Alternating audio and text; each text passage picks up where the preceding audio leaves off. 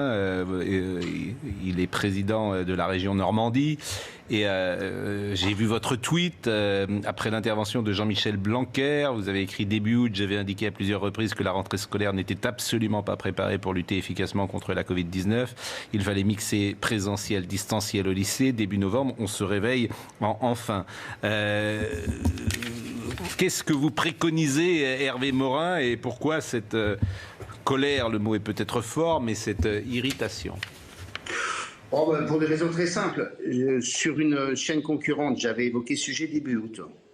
Jean-Michel Blanquer avait réagi en disant tu fais de la politique, machin, etc. J'ai dit non, très clairement, il faut anticiper tout cela. Construire un modèle dans lequel il y a un regain de la circulation du virus impose qu'il faut discuter avec les collectivités locales, bâtir des systèmes dans lesquels on peut faire des classes hors les murs, dans lesquels on développe au maximum le distanciel pour faire en sorte que les classes soient allégées, comment on bâtit un système de restauration scolaire qui puisse garantir au maximum l'absence de contamination. On voit bien que c'est extrêmement compliqué et que tout ça, je lui ai écrit, j'ai même ressorti la lettre. J'ai même écrit fin août pour lui expliquer très clairement, le 25 août, pour lui dire je crois qu'on se trompe en étant sur un modèle où on remet tout le monde dans les classes. Je ne comprends toujours pas, par exemple, pourquoi on a... j'ai été prof à la fac, pourquoi on a des amphis qui ont été pleins pendant plusieurs semaines avec 1500 élèves, comme si on ne pouvait pas faire des cours magistraux à distance. On faisait les TP...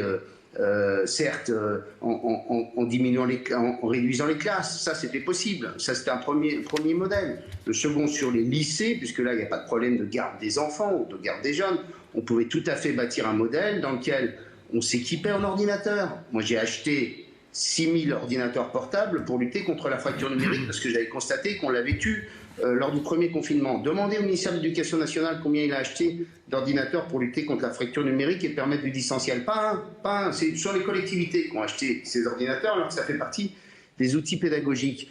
Donc je dis, on a très clairement construit un modèle qui est facteur de contamination et qui crée ce que vous évoquiez dans les débats qui étaient les vôtres avant que je n'intervienne. Donc je regrette que là encore, on ait manqué d'anticipation. Il aurait fallu, durant l'été, se dire, si on a une deuxième vague, comment on bâtit ce modèle pour l'éviter au maximum et pour faire en sorte qu'on puisse concilier. Je sais bien que c'est très compliqué, je ne dis pas que l'équation est simple, mais concilier la question de la survie économique à la question sanitaire.